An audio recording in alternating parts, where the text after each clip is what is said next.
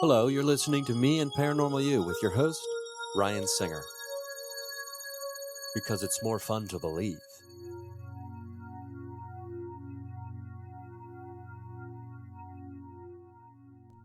Hello, everybody. Welcome to another experience of Me and Paranormal You. This is the road edition. Hey, Ryan. Hey, Gilbert. I'm on the road with you. You're on the road with me. I'm on the road with you. I'm on the road to recovery and comedy. Except not recovery. I'm recovering from lunch today. Are you? I'm not quite there yet. I'm in the process of recovering. Yeah, it should be done by showtime. We went to Baloo's in Baton Rouge. Unbelievably delicious. After a debaucherous couple days of eating in New Orleans. It's been pretty strong eating. This is what Dave's life is like. So we're on the road for the goofball run. Gilbert, me, Dave Stone, Jeff Tate, and it's chaos food-wise. It's like spring break, but with food. When I was younger, it's like just overdoing it, waking up, not remembering what happened the night before. If there was such a thing as a keg stand in food, it would have been what we did on Monday night. It's like, you've had a little too much, and you can't drive home. Actually, that's actually valid. Hey, Sean, or wherever I can't remember the name of the restaurant we went, but it's... Oh, yeah. Whoever the chef owns multiple restaurants in New Orleans are all kind of right next to it, but it's bonkers. Unbelievably good food. We had so many different mostly dishes, seafood stuff. And it was all amazing. All seafood, really. Yeah, it was. I guess it was all seafood. Except for the fried bread. Fried bread and that's balls. As good as you thought it was like fried bread. Yeah, I could have eaten nothing but fried bread balls. Really could have eaten any one of those. We had like 10 dishes. Any one of those would have, in like a little bit more mass, would have been the most amazing dinner.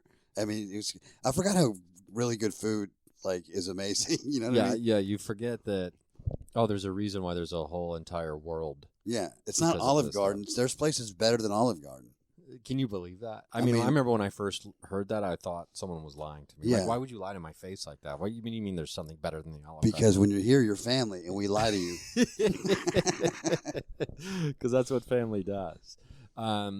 So we are in the American South, and we're here for another night before we go to Texas, which I guess is kind of southwest. It's moving from the southeast. So Louisiana is still southern, and then Texas becomes its own little whack job place. You have Texas is Texas. Yeah, it is. It's kind of like southwest, but mostly Texas. I guess southwest is like Nevada and Utah. Because it has its own West Texas, East Texas. Yeah, Southwest it is a Texas. gigantic state. It really is. And driving through the middle of it on I-10 is an absolute nightmare. I've never really done that before. I mean, I've been in and out of cities. It takes cities, more than a day. And I was looking at it, getting myself acclimated to geography again. I'm like, holy shit, the state is so big. I think it's 1,400 miles to drive through on Interstate 10. It's something like that. It's over 1,000 miles. And I've never driven that way, so there's desolate areas just... West Texas is... It's a ghost town. It's just desert. Plan your gas stuff. Yeah, you do. I almost ran out of gas there one time. That's what I would do, because I do that in the city.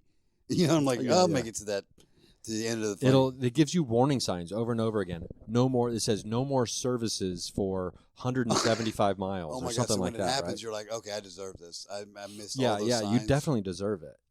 If it happens to you. But if you didn't have any money, you're like, okay. So be careful with the cord. Oh, sorry. I just stuffed the cord up my butt. Sorry, guys. Yeah. And girls. The laughter you're hearing from Ryan is when I've ruined the podcast already. He's like, okay. Okay, this is what it's going to be. He calls it the practice episode. Yeah, we call them practice episodes, but we practice. Perfect practice. This is what my coach told me in soccer my freshman year on the C team. Oh, so the best team. The best team. Yeah. Yeah. Said the captain's team. The captain's team. He said he had hair like Weird Al Yankovic, which I could appreciate. Yeah, good so far. Glasses, and like who? I thought each attribute would be like somebody. In glasses, like Weird Al Yankovic. Oh, they're all Weird Al. Actually, this is my coach was Weird Al Yankovic, and this was before he got into comedy and music. But it was weird because we were playing soccer, but we were pretending like it was baseball. So we were doing covers of baseball during soccer. Anyway. It's a long. So you guys were really good athletics. So we were very good athletics. And that's funny. But he said he always would say, "Perfect practice makes perfect play." So we had to have perfect. So we were expected to treat practice as if it were a game because perfect practice made perfect play. Oh, I was focused on the alliteration part. Just make sure it's alliteration in there, and let's go play a sport that's different than the other sport. Wouldn't that be funny though if he could only speak, but every he had to have at least minimum 2-word alliteration or consonants. So every 2 words at a time had to be super sillies. Come on, catch the thing. Yeah. And you're we wonder. What a strange OCD thing. It's like sometimes the halftime speeches go nowhere. Yeah. Team, try. Let's live football. Okay, you know what? I'm gonna go do music and comedy, and that's when Weird Al. And that's when we all took off. Coach Weird Al. Is that what y'all and I encouraged him actually. You did? I said, I don't think this is for you. Maybe something else. And he said, singer? And I said, say singer. I said, that's not a bad idea. He singer. said, no, your name. Oh my God. Said, no, I was saying your name. And I said, no, but I think you're onto something. So your name. He said, and then he said, are you being funny, singer? And I said, fuck. Now I think you just stumbled on something. So funny singer. So the universe made your name and your ancestors' name purely for this moment to create. I don't want to overstate it. Probably our leader into the new world, like a post-racial society, Weird Al Yankovic. Mm-hmm. When he gets from Weird Al to normal Al, that's when we know everything's fine. That's when the great transition is happening. Yeah, and that's when the apocalypse will. The great shift. Yeah. The awakening. The great dying will become the great living. The happening. Happening how? I'm doing the alliteration thing. Well, okay, let's move on from that. Can't. Could. Coward. I'm so dumb. I'm just like, can't. C word. So we did New Orleans last night. We had a really good time. It was fun. I met someone. There's a local comic there who apparently has a really good past life hypnotist, Allison. And Allison's a comic. But can't wait. It was so funny because she recommended this interview. She's, oh my God, I listened to this one interview about the paranormal stuff. There was this guy on there, blah, blah, blah. And it happens to be a guy I've had on the show multiple times who I've become friends with, who when I'm in Detroit, I'll try to see him. John Tinney, who's like a... JT. Yeah, JT. He's like a paranormal historian guy. You know, he's just a guy who's a wealth of paranormal and interesting occult and weird knowledge. And so it was like there was a lot of synchronicities happening in New Orleans, which was a great way to start the tour of the goofball run. Yeah, synchronicities also in a city like New Orleans. I mean, that's yes, where there's all kinds of crazy. I mean, we didn't explore that aspect of the city. I feel like you can feel it in New York. I mean, in New Orleans, it's like something about the air. You're like, something's off here, but it's like nice. Yeah. Like there's dead people all around me. Yeah, but I think they're having fun. Yeah, you know, they're like, I've died on Bourbon Street. It's like when you die, what you're doing goes into infinity. So I'm doing coke off the stripper's boob forever, or some of these ghosts are having a good time. Well, you know, I had this theory that there might be a big connection between like large natural disasters and hot spots of paranormal activity. Probably because massive, like, you know, because there's massive tragedy there. Yeah, I've never told you this. I'm just now remembering. I don't mean to interrupt you. So I've always wanted to tell you this, and I always forget. I've only had one sort of real out of body experience, and that I felt everything. It was in New York. And I was going to this, like, we were doing this, like, crazy photo shoot for this fun show or whatever, and it was down, like, Ground Zero, and I didn't realize I was there.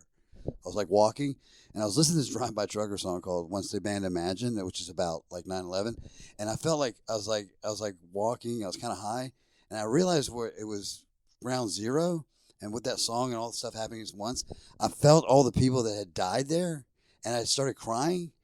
And then I started bawling like my dad died when I was 12 because I felt all the stuff that happened after that in Iraq. Like I felt like the people that were there, I wasn't crying for them. I was crying with them for what happened.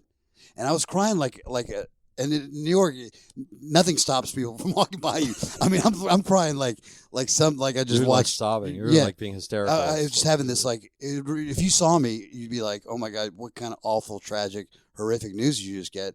It was cathartic, but it was like weird. Like, you know what I mean? Like I was like, oh, realized where I was, and then I got sad for the people that died in the towers, and then I got sad with them for what happened, and I didn't see anything, but I felt like all this energy that was negative, and it was awful. It was like, and I mean, I got it together after that, but it was like I truly felt like I was that. We're talking about like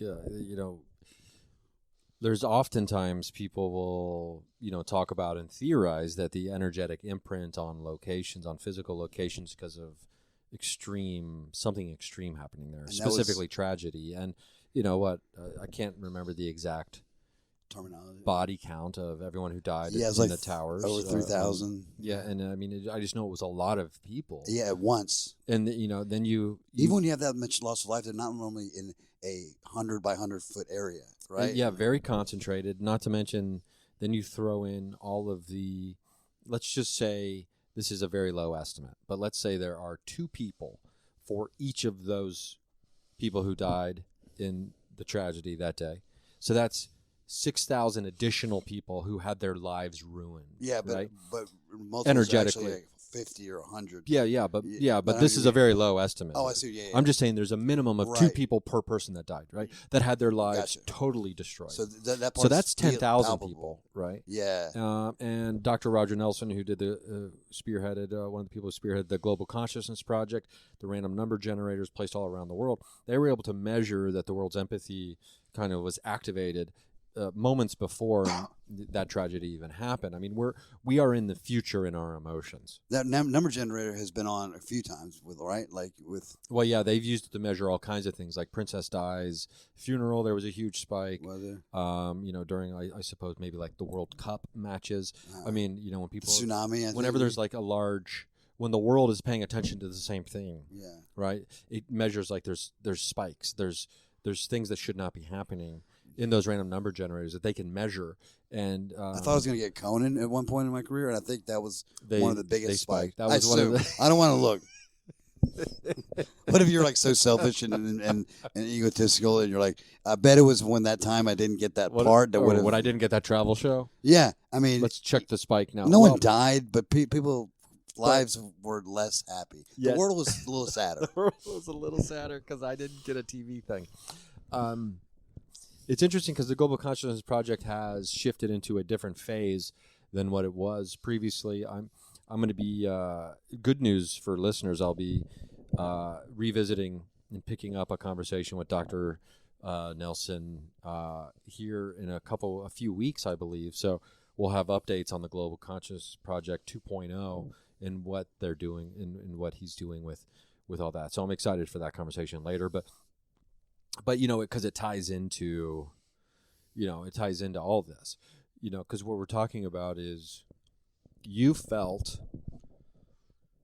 and not to mention the thousands and thousands and thousands of people who have gone to that spot and have lost, their emotions or have experienced extreme emotion in that same physical location, right? Right. It's like a deposit. It's an emotional deposit. Yeah, the part that really got me, like not just believing, but also, like, really impactful was I felt it before I realized it was ground zero. Like I just kind of looked up and I was like, and I was like, oh, I'm at ground zero. It wasn't the opposite. I didn't go to ground zero and then think about it.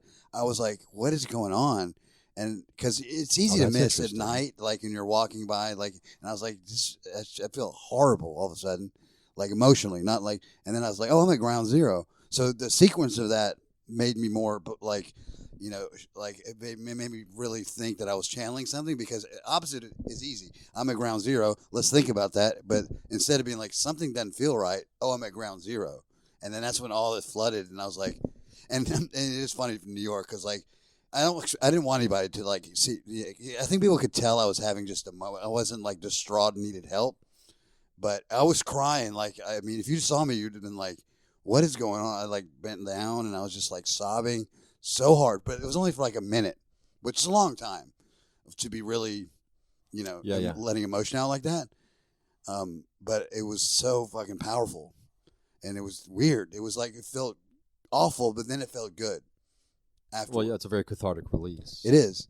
And it also just like gives you a little feeling of like existence of things that we're not aware of, which is always reassuring in my opinion.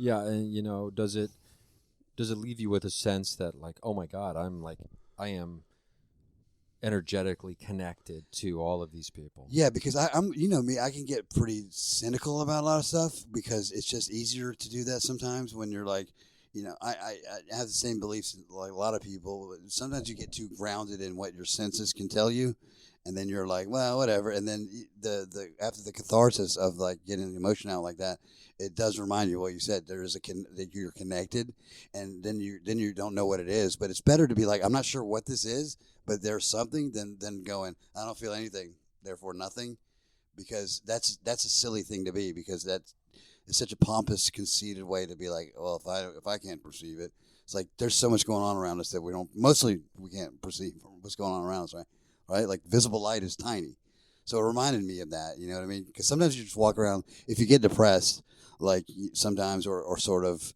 numb, you're just like, yeah, what you see is what you get, and then you're reminded, nah, it's way more mystery than that. Yeah, so it is a nice reminder, even though in the moment it's obviously not what we're thinking of. I like a good cry, though. I mean, even if it hurts. Yeah, I'm trying to think the last time. Sometimes I'll have one during a meditation, just for some reason. It just happens. You hear about memory, or just like emotion. Just I'm like maybe trying to visualize something, and then maybe I get into a gratitude state or something, and I get overwhelmed with how lucky I've been in certain ways. Like my body has carried me through this world for 47 years in a relatively painless way. And that's not a sad cry. Like when I lived in New York, especially, those cries where you're like, it's not necessarily happy like you won something, but it's more like an acknowledgement of the immensity of what you're participating in. It's not sad, or it's like, oh my God, this is. I had a lot of these moments in New York when I'd be on the subway and I would be listening to a certain song, and I'd look around at all these different people, and it's the only time I would think, oh man, these are like my brothers and sisters. Like, we are an anomaly in a very small blip of time in this crazy thing, and look at us. We're all like, this is crazy. And I didn't really have those experiences in a lot of other places. It wouldn't happen that often, but I would just kind of like start tearing up. And again, New York's great. You're like, I can just do it right here. You don't need to be embarrassed because no one's going to give a shit. They're not give a shit, but they're not going to bother you about it. Like in Atlanta or normal cities, they'd be like, is everything okay? Like they're like, yeah, the dude's crying. So I'll be crying later too or something. But it's nice in a way. Yeah, just careful on the handoffs because it just picks it up. He's talking to me, everybody, not you guys. Let's actually pause real quick, and we're gonna take a commercial break because commerce is alive and well here on the Mindcast. As a reminder, Patreon.com/Ryan Singer. That's where you can go and you can get all these episodes, interviews, and whatnot for $3 a month. And then if you do more than that, if you go up to like the $11 a month, you get other stuff. And I'll be posting a video style update very soon, which I started doing. And then, and there's other stuff happening, and there's, other things going on. Could you be more vague? Well, what do you mean? Yeah, but noun and a verb. That's all the things going on. Noun and a verb is all you get. So we'll be right back after this short break. Patreon.com/Ryan Singer for no ads. Okay, now we're back. And I got to tell you, I just got off the phone with one of the advertisers, and they are thrilled that Gilbert's back. Advertisers love me because one thing I can do is I can sell a product. Am I being vague in general? No, because is it a product? Yes. Is it a car? Is it a thought? Is it an idea? Is it an emotion? I'll sell it to you. Right now, you're like, this guy's crazy. That's what I just sold you. Yeah. That's what I wanted you to think. It's, a little peek behind the curtain. So anyway, subscribe to Ryan's Patreon or bad things will happen to me. No, wait. That's not incentive. That's what if I was like, this guy's great with that's advertising. Like the opposite of an incentive. Yeah. Because everyone's like, we want bad things. We want that. If you don't pay, this annoying guy's going to go away. Wait, that's probably Edward Bernays style, the propaganda. God. Yeah. What's that documentary called? It's the Century of the Self. Century of the Self. Yeah, it's mind blowing, isn't it? Yeah, because my ex wanted. I think it was my ex who made sure I watched that, or we watched that. She was telling me about it. You should watch. You guys, Century of the Self, 3 parts. It's on YouTube, free. It is bonkers, and it really is. And then you learn about who was Sigmund Freud's nephew. Yeah. and you're just like the most powerful man that changed the world more than the people don't even know his name. Usually, like he changed wants and needs to consumerism and propaganda to sell wars and elections. Yeah, and he loved it, and he loved the fact that he was Yeah. a master manipulator. He like reveled in the fact He that could manipulate large groups of people very easily. And after the 40s and 50s, that's what the world changed. People didn't buy cars back then when they had a car that worked. And there's like the wants and needs became consumerism, and we became buy, and then we sold wars that were bullshit, and like it's all propaganda he used. And the propaganda is strong, and it's been going for a really long time, and that's so why the powerful. word government even has bad connotations, and people don't realize. Public They're relations. like, oh, I don't want the government involved in my. And it's like they don't even realize why they're saying that. Exactly. They're saying that because of an active propaganda campaign that's been going on for nearly 100 years, trying to get people to distrust the government and not like the government. Act like the government's not made up of people. Exactly. It's like a nebulous, thing that sits out there. It's like, what is the government? It's people mostly trying to do things right. Don't let them do it. It's like they're just people. They talk to them like they talk about them like it's some being out to get you. It's like, yeah, the government's inefficient. Sometimes it's corrupt, but it is people. Like It's the only reason you have roads to drive on, right? Hospitals to go to. It's the only reason you have a civilization, a country. What you provide services? You can argue about the level of services that you provide people, but at the end of the day, a country is providing services for its citizens. And that's what the government does. They're like, we just got to get the government out of. I love when libertarians are like, if everybody would just kind of like, fend for themselves, like, yeah, that would be perfect. But a lot of people don't have a good situation to do that in. So the government's trying to help people that are their citizens, and their propaganda is like, don't trust them. Propaganda became public relations. They changed that term. Yeah, they changed it because it had bad connotations. So when you hear public relations, you're just hearing a cute term. Yeah. It's it's just no one's like propaganda. Hey, you want to come work for propaganda? It's like, do I?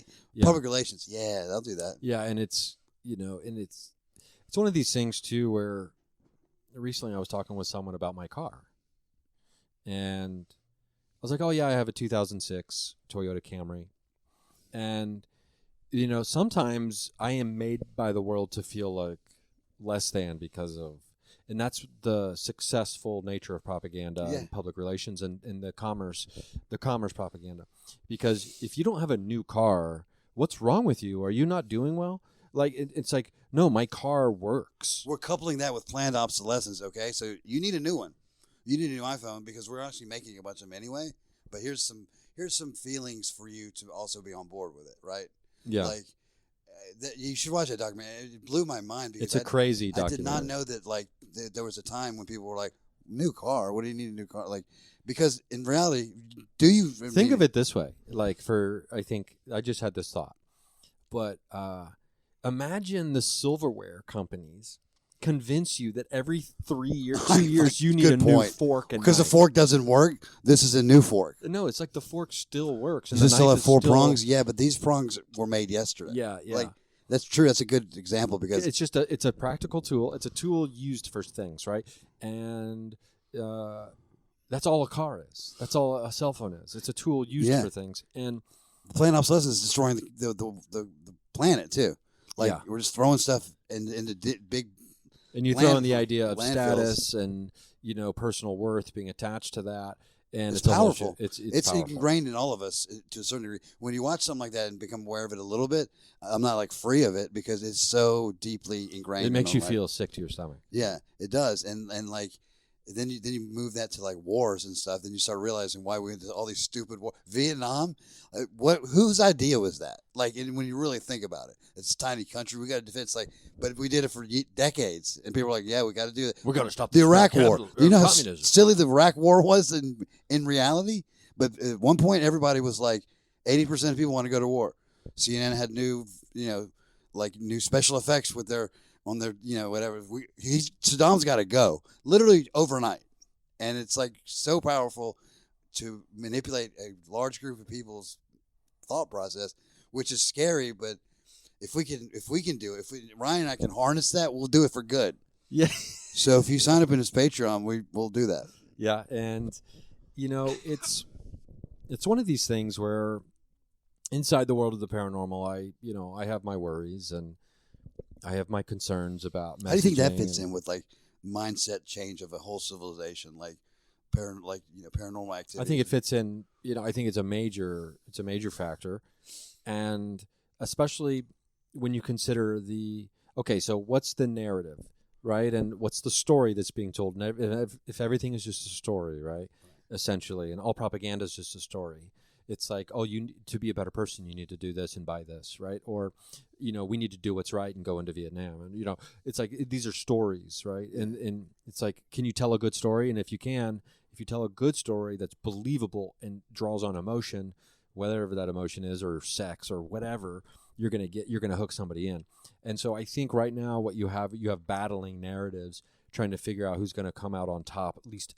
And by on top, I mean who's going to reach the most people when it comes to the paranormal. And that's, are UFOs and aliens a national security threat, or are they not? And it's confusing because what is propaganda, what is real, and what's not, and how are they fitting? Like, does it fit in? Yeah, and there are people who want you to believe that it's a major national security threat, and that's the reason why they don't have to tell you. That's so it's such a good point. I can't tell you this because it's national security. That's such a funny, good point because they're like, before they were like, they can't handle this truth. And now they're like, we absolutely have to get this through to you because it's whether anything's true or not. At the end of the day, their objectives are the goals are what's being driven forward. Truth or not. Sometimes it's true or not, right?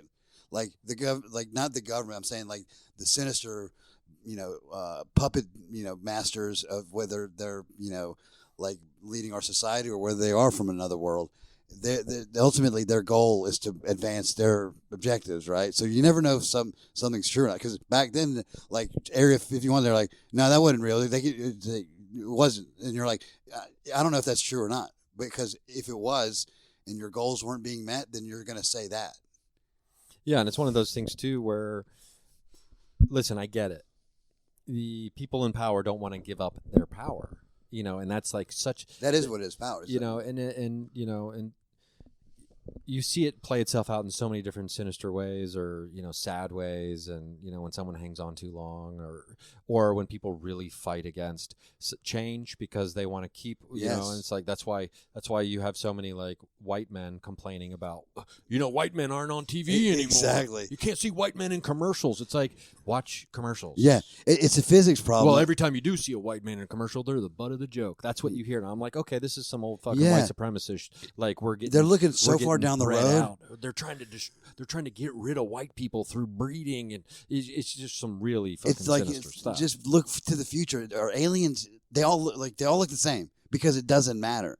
And like the fact that well, if are you going with the line of like because their civilization became so advanced that there was no differences, or that future human beings are aliens? Future human beings, because I mean, globally inevitable is going to sort of like a race or whatever, but it's like it's I mean, it's just silly. It's like it's silly to think about like the race thing like that, but I don't know. I mean, I can't imagine an advanced being like, how'd you guys do it? It's like, it's just gray. If you ain't gray, dude, I mean, like race is such a backdrop on what we have in store for our future. But yeah, I mean, and that's like one example of people hanging on to power. It's a physics problem. Without realizing that that's their problem, right? Like that they're worried about losing their seat at the table when, of course you're worried about losing your seat at the table when you've been whipping everyone else or been,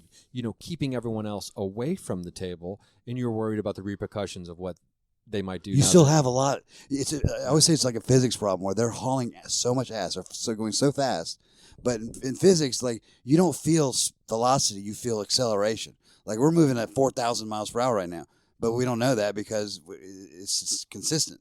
White people or powerful people are moving really fast, but when they have any kind of force against it, whether it's tiny, they're like, wait, what's going on? Hey, we're slowing down. It's like, yeah, but you're just going real fast still. They're looking down the road. They don't really mean white people can't do this anymore. They're really saying soon it's going to be like this. And you're like, I don't think you've gotten too used to your place being so comfortable that people actually are living in this certain way.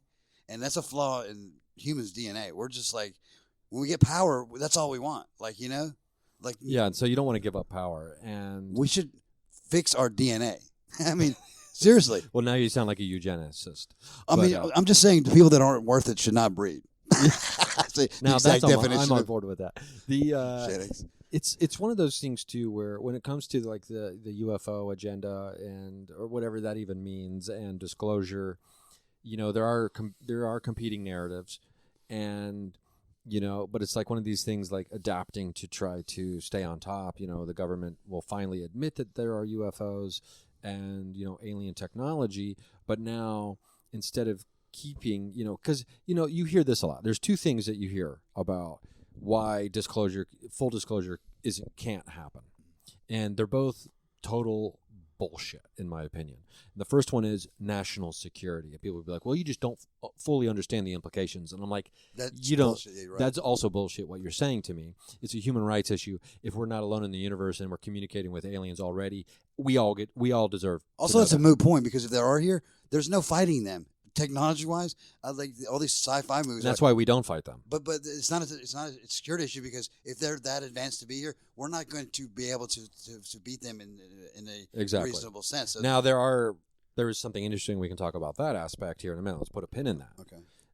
And the second reason is proprietary technology, which means there are government contractors who have been let in on the inner circle for whatever reason, because they help build the war machines of the past. That's the money. And so they use all this advanced technology to create new technology, which they can put patents on. So this proprietary technology, and it's like, that's not yours, bro. Like, so it's like, I don't give a fuck about proprietary technology. It's held us back for so long. The fact that we compete with each other to advance our species. To try to make money. Yeah, because if we all work together, imagine if there's no patents, no competition, no nothing, and no like race to the moon. We would not have jobs, and we would be flying around. Our technology is amazing, but it was hijacked for decades for the Cold War. It's hijacked now because of patents and whatever. If it's pie in the sky stuff, but if humanity was just like, hey, let's all figure this out together, it would be quick. Like, I'm talking about non-resource based economy, where you're like, people are like, what's going to happen with AI? It's like, eventually you should get to a place where you don't need jobs. You have things that are like technology. But I had to have a job. I got to have it. What am I supposed to do? They don't get to have jobs. Anything you want. They don't have to work. I had to work. They came and took that whole learn the language. It's like, what, I had to do it. You have to do it. Exactly. Bullshit, right? They can't get past this idea of things that are going to be This is how, I'm not trying to make this into a geopolitical episode, but I am. This is how you know that capitalism is bullshit. Every rich old person is sad and angry. And why? When you won the game. Yeah. You won the game, and now that you won the game, all you worry about is someone taking your prize. Exactly. It's like no one's taking your prize. And you're not going to have your prize that long, really. Yeah, and you've only got a handful of years left. Why are you not enjoying your life? Because maybe, just because maybe, you realized now that you're towards the end of this game, which you won, and you won from day one almost, you realize it didn't make you happy. You were playing the wrong game. It didn't make you happy. You were supposed to feel different now. Yeah. You're supposed to feel content. You're supposed to feel accomplished. You're supposed to feel happy. Superior. And on all this stuff you've accumulated hasn't made you happy. You were wrong. Even though you won. You were wrong, and you feel lied to. And you're so caught up in it that you can't just admit that and try to think what the next thing might be. And you're still stuck in that thing, that hope that material things are going to somehow give you a legacy, and you can't, because you've invested your whole life in it. You can't be like, well, fuck, because you can't just go, oh, material things and power are fleeting. Everything's fleeting. I didn't win anything. I didn't lose anything, which means I lost because I was supposed to win. Because we were playing the game. Yeah, I won. Yeah, and I did it the right way. I'm gonna get a space company, because that's what next thing you do. Also. Yeah. Yeah, it's interesting, and specifically when it comes to what I believe would be full disclosure, incorporating the different aspects of that, including all this proprietary technology, this advanced technology like zero energy or zero gravity energy, clean water, free electricity worldwide. Like Tesla was trying to do. They were so against that. That wipes out so many different existing power structures. That tells you what capitalism's awful. When J.P. Morgan found out he was trying to get free energy for the whole world, that's when they pulled the plug.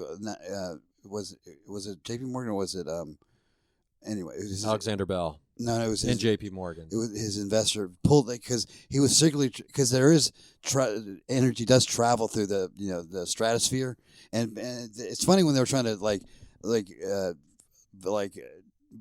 make Tesla sound like they're like, oh, what are you doing? It's like, oh, the guy who invented everything. They're all of a sudden like trying to make him look like a quack. And it's interesting that it is often talked about how Tesla was channeling. So yeah. I was like how Tesla was channeling something from other. So yeah, and visualize everything. Information downloads in dreams, maybe channeling some kind of higher energy source or intelligence, etc. And being used as a vessel potentially, or maybe or what we might call the muse, things like that. But it is interesting that that's to me the big pushback on like a disclosure issue is the fundamental and profound change that would have on on societies in general from in the foundational aspect when it comes to free energy and access to free energy, because not everybody has access to energy in this world, and it creates great disparities in living conditions, health, and education, all that kind of stuff. And if you can get free energy and you can get access to clean water, because in those many are cases, two big things. Those are two big things, and one leads to the other. I mean, access to energy can help you have clean water in many cases. Although Flint, Michigan would argue that case, argue against that. But having that is a step into like, it's not even a step to losing power. It's a step into a whole different structure. Because I mean, it's hard for people that are so pro-capitalism or pro any economic doctrine to think that it's not always going to be based on monetary.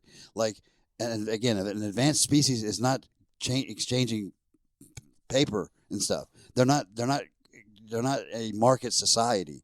You're going to eventually get to advance where like those things are done for you. Work is done. Like, what are you going to do? It's like we're exploring. We're now a galaxy faring species. We don't go to work every day. It's not a bad thing.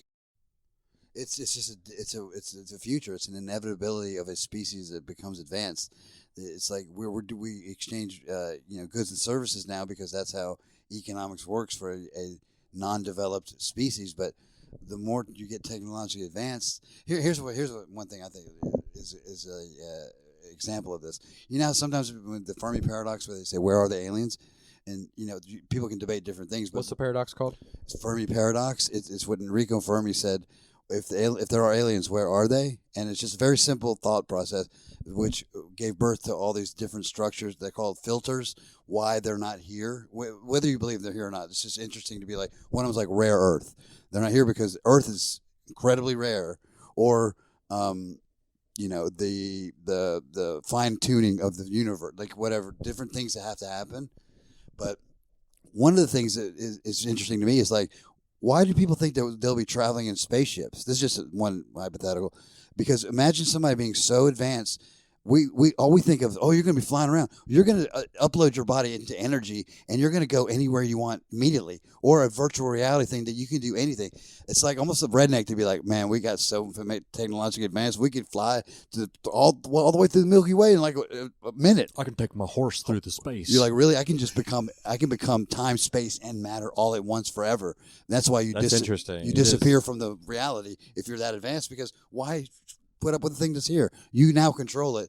So that's an interesting way of thinking. That's what real advanced species do. They do things that we don't really perceive. They leave time, space, and matter behind them, because now you're a god essentially. So why would you just build faster ships? That's a redneck. Like, well, you're a god to a primitive species for sure. Well, right. Or you could be like a god because you now can control like life and like time, space, and matter. It's Our just concept semantic. of, I mean, Exactly. what our very basic concept of what Exactly, yeah. God is now as these species, as currently. It is interesting to think about that, considering most, or let me say it this way, a lot of ufologists or researchers on this subject for decades and decades and decades, we're talking 70 plus years, when they get to the end of their research or investigation into these things, they often come up with similar ideas that it's an energetic phenomena and it's an immaterial phenomena. Now, what this leads me to believe is, well, then why are all these people seeing UFOs, and why has the government actually admitted to, or at least one official who was in charge of OSAP, why has he admitted to being, the government has walked inside of a UFO now that we have in our possession, which is on the record now? Maybe because even though they are and do interdimensional travel, energetic travel, and immaterial and basic nature in the way they can do all these things, they understand that for us to get to this place of truly understanding, we need to we need to be walked through, like almost on a leash, right? Exactly. Like baby steps. And which makes me, because I do think that that's the case, because when it comes to full disclosure, I believe that the conversation goes in this direction about immaterial and energetic beings and interdimensional travel, and they just can't come. Maybe they believe, or maybe I believe incorrectly, that we just can't be like, okay, so we're finally going to give you full disclosure. Oh yeah, it's an energetic interdimensional travel, process, blah blah blah right? blah blah, and then it's totally skipping over the UFO part and being like, the UFO part it's not the necessary component of this thing. What you need to really understand is it's energetic, it's interdimensional, it's parallel dimensional travel, and it's things like that, and it's consciousness based, and people You're are going to saying be the like, whole structure. but what about the UFOs? Yeah, yeah. So the UFOs You're talking about the are entire structure of it, and then it's a part of it. yeah, right? This is like they can physically manifest when needed, right, to create the narrative that you need to get there, to get to the end game. Walk us through, like it's like when you're playing Pictionary, and the first thing you do is you hold up two fingers because it's two words.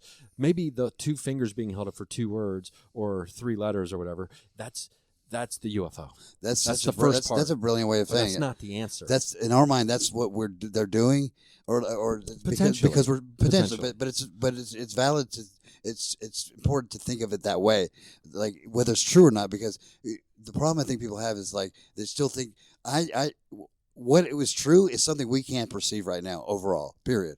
And we may have to be like walk to it.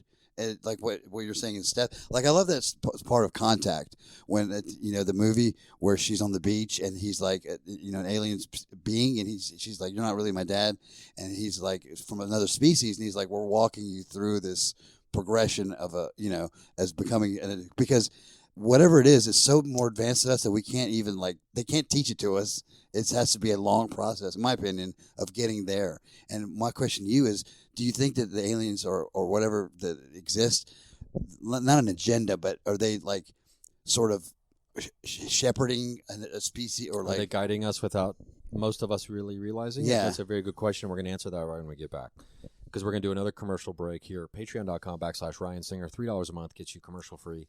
Me and Gilbert are getting to the bottom of this. Gilbert and I. I've never said that. I mean, that's right. Oh my God! Here we go. So we're going to be right back, talking about. We're going to answer this question: Are extraterrestrial intelligences and beings shepherding us into a whatever kind of tomorrow? Okay, we're back. So let me answer that question in the best way I know how. I love how confident you just like laid out one of the most existentially mysterious questions. Like, we're going to answer that right when we come back. Stay tuned. After this commercial, everything will be evident to you if you come back. And I got to make $4 off this episode, so we're going to do that. I think. Well, let me answer it this way. Obviously, I don't know the actual answer to that. Right. I'm not privy to that information at this time. And by privy, I mean I just don't know. But I would assume that there's some kind of action at play here, because I think the advancement in technology in the last 10, 15, 20 years, 50 years, 70 years since Roswell has been extremely exponential and mind-blowing. And, we physically as human beings, we clearly haven't caught up. 1900 and now. Like that year? Yeah, we haven't caught up to it, in just the way, our ideals, our thought processes or whatever, the way we process our thoughts, emotions, and, we haven't evolved quick enough. Like, I'm been trying to work on this joke for years about how as individuals, we're still not able to process global grief. And it really fucks with us. And that's why everyone feels so lost and in despair nowadays, because we as individuals are processing everything bad that's happening on the entire fucking planet right now, when it didn't used to be that way. You used to kind of know what was happening in your village, right? Yeah, and have empathy for things that aren't there but not directly affect you. Yeah, but now you are experiencing global grief on a daily basis. Yeah. And it's totally overwhelming. Right. And it's not saying don't be empathetic, but you don't have to feel every horrific thing that happens, because when something horrific happens to you, you're feeling the brunt of it. The person that is not directly involved can maybe empathize, but he doesn't need to feel all of it. But you're right. We're made to feel all of it. It sucks. And I'm not saying to unplug from the world or anything like that, but what I'm saying is you got to be careful. In my opinion, you have to be careful, because you will overload yourself to a point of shutdown. Do you do that? I do that. I don't do it on purpose, but I'll just every couple of days I'll be like, of course, nothing. I don't have to go 2 days now, but for 2 or 3 days I don't like completely like, I wouldn't say unplugged, but completely like not aware of like the horrors that are going on, because my body's like emotionally going, we can't do this right now. Yeah. We're not. But I never thought about it like that. We are given too much to process. It's not like you're not being empathetic. I care what's happening over there. Because here's what happened. We've had the explosion of technology, and there was no handbook on how to handle this aspect of it. That's not part of what an iPhone does. Like, we're going to connect you to the world. Here's the internet. But before you're allowed to get on the internet, let's talk about global grief and famine and destruction, natural disasters, school shootings, genocide, child soldiers, women being circumcised. And the difference between connection and just sensationalism. Yeah, and so why wouldn't people want a savior, right? Why wouldn't when people are so overloaded to an extreme of shutdown and despair, total despair? This world's burning down. I'd never have, and you hear that all the time. Hopeless. Like, I'll never have kids in this fucking world. Blah blah blah blah. And you throw on top of that climate change, which isn't real.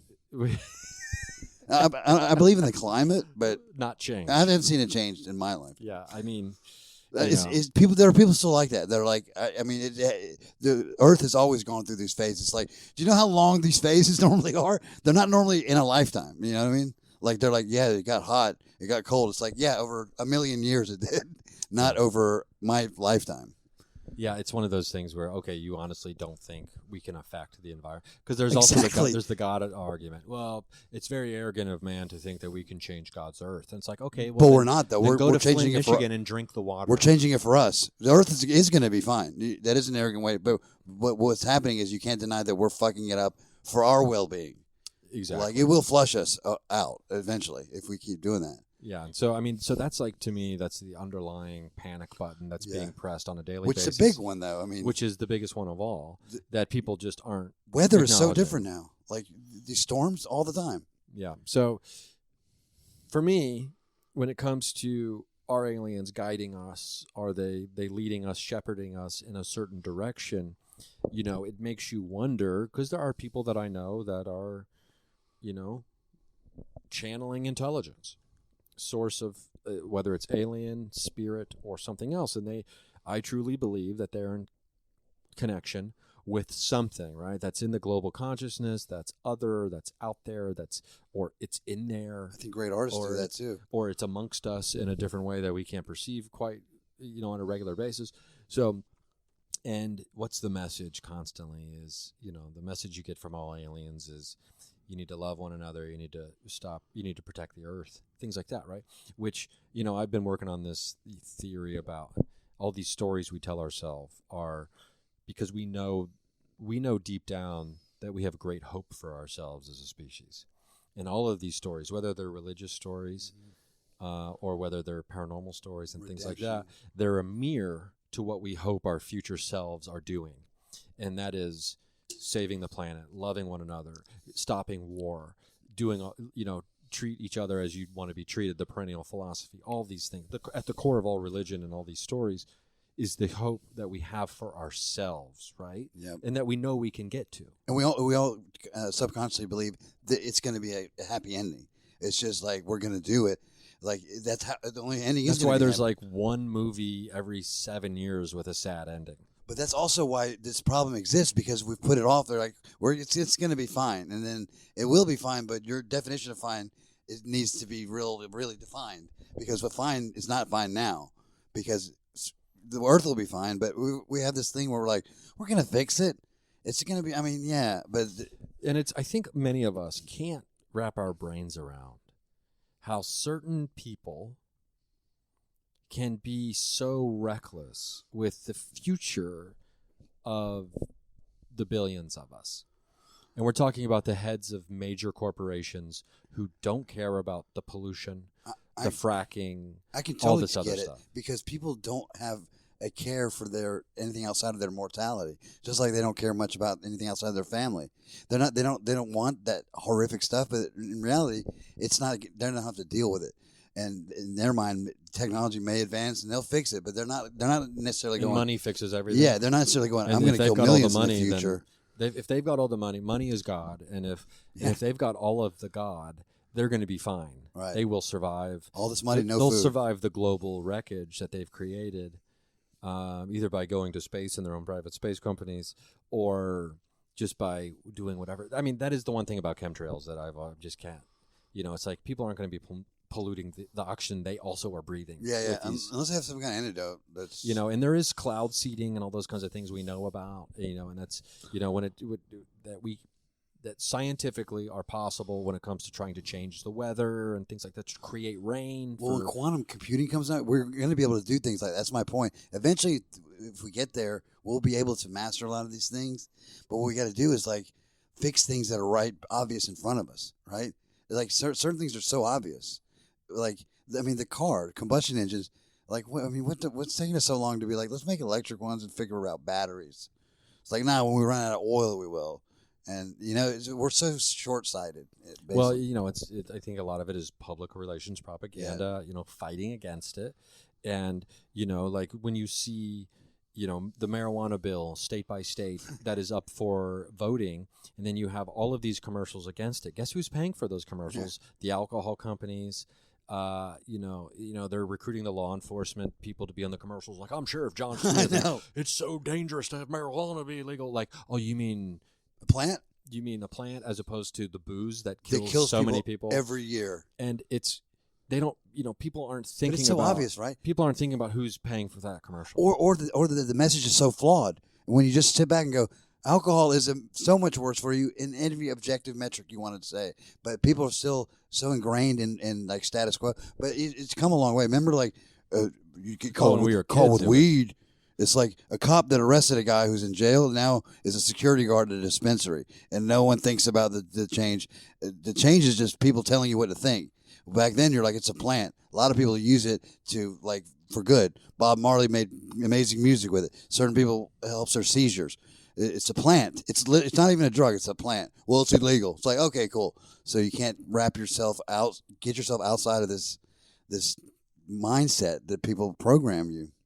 Yeah, I don't know if it is my thought that, the alien agenda is at this time, at the very least, to have as little interference with human. That's what I thought too. The human going-ons as possible, right? And, just from having conversations with people and things I've read about people's personal stories, it's one thing to be like, hey, we're here. This is a message for you. And, we are here. It's another thing. They're not telling anyone really what to do for the most part. I mean, they're giving, I guess, general messages about finding love. And then depending on who you talk to, it might even be some religious connotations to some of it, which I find a little bit, I don't know, sometimes strange, but I find all of it strange depending on what I happen to be in at the time. Religion is always going to find a way to get their message out. Right. So it it is interesting, considering how many cults there are. Clearly, one thing that every human being has is wanting, I've been referring to it as comfort of community, right? And, some people find that in cults. Some people find that in the ufology world. Some people find it in their political party. Some people find it in, religion or stand-up comedy communities, things like that. So that is what obviously it's a fundamental need that the human creature has. Very social like that. And those who feel completely isolated from that oftentimes do what the rest of us would consider to be horrific things. That's so perfectly said. You just described why billionaires have this awful feeling at the end, because they're not only not connected anymore, they have no purpose, right? Like they've lost, like whether it's true or not, real comfort or not, we do feel comfort with each other. We're a social species, and they lose that, and they're like, well, what the fuck's happening now? Let's go to Mars. Yeah, let's go to Mars. And now, one clarification: when you say aliens, you're not talking about illegal aliens come from Central America. That's correct. Right? Because these aliens, even the space ones, just come here the right way. There's gonna be Republicans going universal health care for the entire universe. Yeah. We didn't mean universal. They're gonna bankrupt. We didn't actually mean universal. Those Greys tear their ACLs all the time. Thanks a lot, Obama. 200 years from now. Thanks a lot, Obama. Who's that? It's a guy. What if all the aliens show up and the first time they ever talk to human beings, they're just like, Obamacare. We're here for Obamacare. And they'll still be like, see, they're evil too. It's like, what? Obamacare. Obamacare. He's got 7 hearts. How am I supposed to? So he gets 7 heart transplants. I mean, how much does that cost? Yeah. I mean, you know how much our gas is? They're trying to make us pay. Speedy rewards card. Instead of the caravan coming, they're in like 2 months. They're like, there's a caravan coming that's going to be here yesterday.